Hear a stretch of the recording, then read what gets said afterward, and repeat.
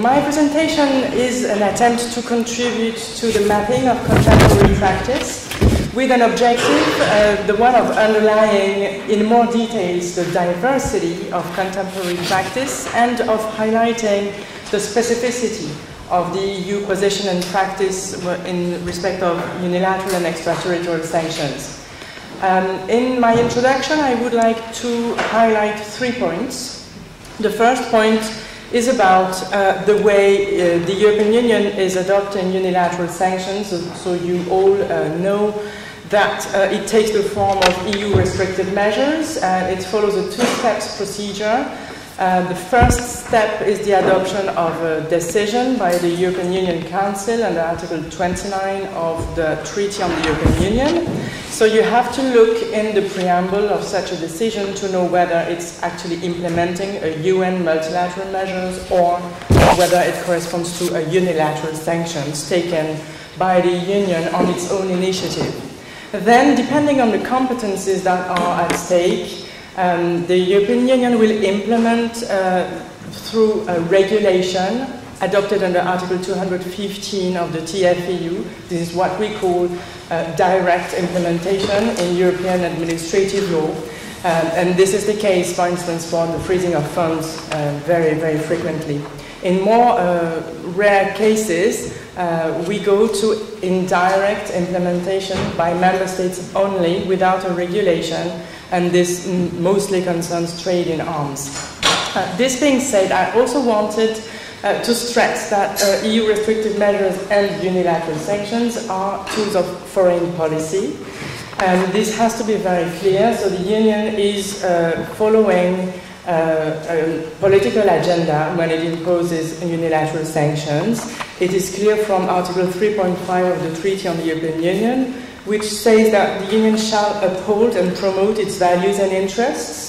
And the values and interests that concern us today are peace, security, human rights, and what the Union calls strict observance of international law. My third point is the sample that I have chosen to illustrate this presentation. I had to make choices, so I retained examples of sanctions, unilateral sanctions that were enforced in late 2019, and it divides into two samples, actually. The first, which concerns global interest sanctions that we have discussed already, Iran, Syria, Russia, Venezuela, and Nicaragua. And the second sample, which is more EU characteristic, I would say, in the sense that these are less known sanctions and that are specific to the EU practice. So the sanctions that the EU is adopting against the Republic of Guinea since 2009 in reaction to the repression of political opposition in the context of the elections in the country. The sanctions against Moldova for the case of Transnistria, which is a very specific case of a de facto self-proclaimed republic in an enclave on the territory of Moldova, which is a very close partner of the EU. Then the CWC sanctions adopted in 2018. CWC, these sanctions are specific because they aim at supporting the implementation of the Chemical Weapons Convention in the form of targeted sanctions. So in these sanctions you can find names of Syrian military personnel, but also Russian nationals that have used actually chemical substances against a specific individual in the past. So it's non-proliferation to private actors sanctions. And the last one is the sanctions against Turkey that have been adopted in 2019, but not for what you think, for unauthorized drilling activities in the territorial sea of Cyprus. We will see a bit later what this means in terms of EU objectives. So this is my sample for today. My approach will be twofold, and I will make two main arguments. The first is that the EU position and practice can be characterized as strong unilateralism with soft extraterritoriality, and I will explain, of course, what I mean by this. And the second argument is that the Union is, to me, developing a strong agenda towards what I called multilateralization, But maybe it's not the right term, maybe it's uniformization, following the comments that you have made, and we can discuss it together later. So for the first point, strong unilateralism with soft extraterritoriality.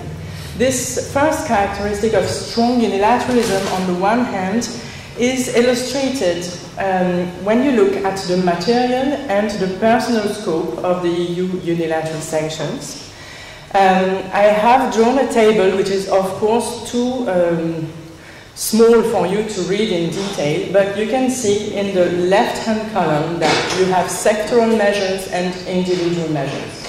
So on my 9 examples, I could identify 11 different sectoral measures in the form, for instance, of an embargo on ballistic missiles or luxury goods or even oil and petroleum substances. And I could also identify 3 different individual measures in the classical forms of visa bans, assets freezing, and a more specific form of prohibition of foreign investment in the EU, and this is specific to the Iran sanctions.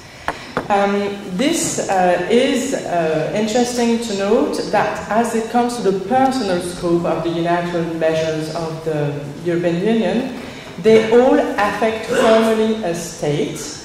So these are sanctions against Syria, against Russia, but one, and the only example that does not qualify this is the Cwc sanctions of 2018. But simultaneously, because there are specific targeted sanctions, they also affect concretely private persons. So we do not have time to discuss this now, but maybe we will during the Q&A.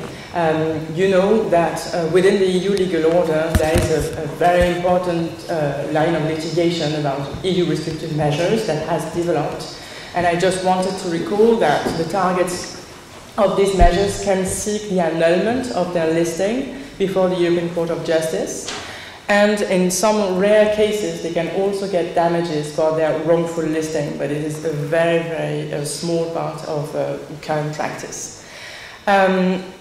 As it comes to strong unilateralism, it is also illustrated by the objectives that the European Union is putting forward to justify its unilateral sanctions.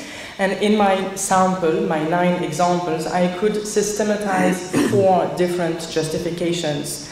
The first is clearly the protection of territorial integrity, either of a member state, it is the case of Cyprus and the sanctions against Turkey, or against a neighbor. This is the case of Moldova with the Transnistria sanctions, but it is also the case of the sanctions against Russia for the annexation of Crimea. The second main justification for the imposition of unilateral sanctions is the promotion of human rights, democracy, and the rule of law. And this is a justification that you find in many sanctions regimes, Guinea, Venezuela, Nicaragua, Iran, Syria, and this is clearly favoring a regime change in these countries. So this is very oriented politically. The third justification is the contribution to the universalization of disarmament treaties in the form of non-proliferation. So these are the Cwc sanctions of 2018, which are very specific and that are actually supporting the trend set by the UN Security Council to impose the respect for disarmament treaties to private persons in the fight against international terrorism. So these are not implementing measures, but they are following this path. And the fourth justification, which is implicit in these measures, is the compensation in some cases of the blocking of the United Nations Security Council, and these are clearly the measures against Syria, for instance, or Russia. What I wanted to highlight here is that in doing so, the Union is following a twofold objective. The first, it is reacting to an alleged violation of international law by its target. But the second, it is also pursuing the imposition of its own values and its own external actions, objectives in the international relations. And it's a simultaneous quest by the European Union.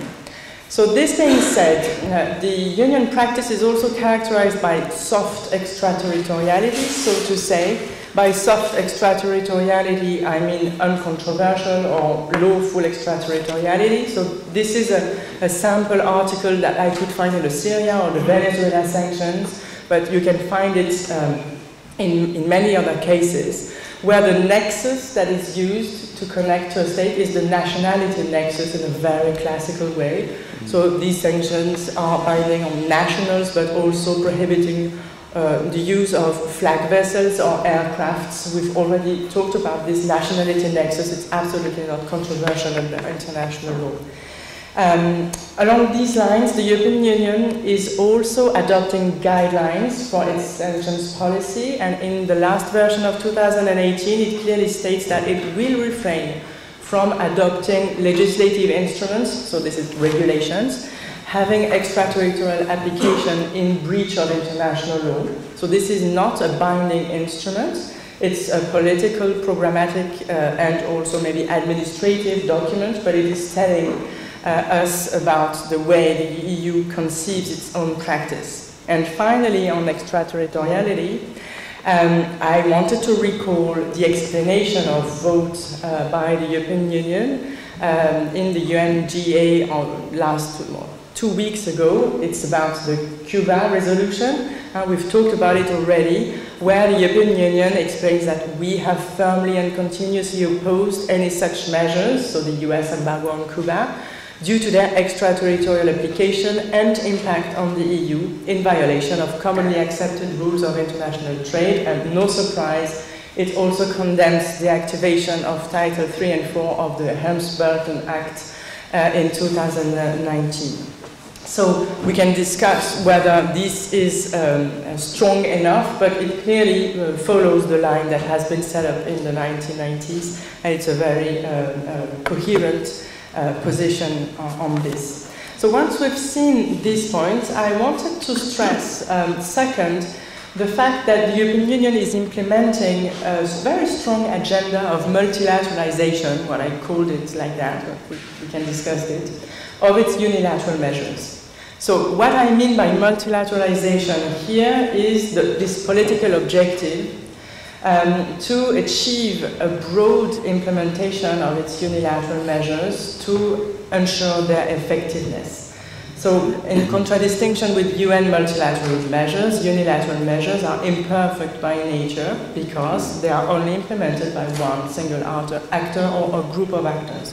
So it is for the sake of efficiency that the EU is seeking a broad implementation of its measures, uniformization, multilateralization, we will see maybe later.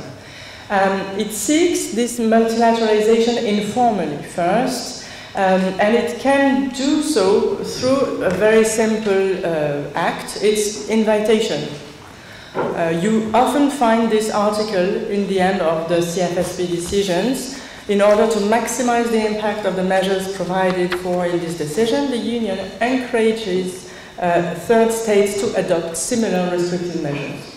So it's an informal invitation to implement these measures, and the mapping question is at stake here, since I do not have an official registry of unilateral measures. I had to rely on private practice registries, and I have found that some lawyers reported that some countries had adopted legislations in order to implement EU restrictive measures directly. So, to my knowledge, this is the case of Japan and Korea in a quite systematic manner, but it can be also the case of other countries in a more pick and choose basis. So we can discuss this, but I think it's quite interesting. Another way to multilateralize the sanctions is for the Union to import third countries' targets lists within the EU legal order. And it has done so in very specific cases of unilateral sanctions aiming at supporting the Arab Spring revolutions on the one hand and reacting to the annexation of Crimea on the other hand. So these are sanctions countering corruption or misappropriation of state funds in periods of regime changes. And I have selected 3 cases before the ECJ that I found interesting. So the first, Almaty and Council 2016, is very interesting because it quotes actually the diplomatic démarche that the European Union has undertaken with the Tunisian authorities, asking them to give them a list of persons to punish, and using this term of punishment, which I found very telling and quite surprising. In the second case, Adzarov and Council 2018, it's the first time that the ECJ has imposed on the Council, when it relies on a third country authority, here a request from the General Prosecutor of Ukraine, to check whether the third country procedure is respectful of human rights in a way that would be equivalent to the human rights guarantees in EU law. And the court has refused for the moment to impose such requirements on Arab Spring sanctions, but an appeal is pending in the Mubarak and Council case. It's about Egyptian sanctions, and I think the court will impose the same conditions, so checking whether the procedure within the third country is respectful of human rights as a condition to import the names on the EU lists. Finally, the EU is using a more formalized way to multilateralize its measures, and this is a way that Nicola Bonucci has already mentioned in our debates. It's through the treaties that it's concluding with its partner international organizations. So I have found, with some help, the public version of the EU and UN Finance and Administrative Framework Agreement of 2018, which you can find online, in which you find a new Article 6A. So the first version of 2014 does not have this article, so it appears in 2018, where the UN accepts to cooperate with the EU Commission in the case where an individual would be named as the beneficiary of UN programs, so it's mainly humanitarian programs and development programs for this framework agreement. And in case this person, this beneficiary of the UN program, would fall within the scope of EU restricted measures. In this case, the UN accepts to inform the Commission and to jointly seek remedial measures. And if it's not possible to find them, then it agrees to not charge the amount of voluntary contribution to the EU and reallocate these funds to other programs.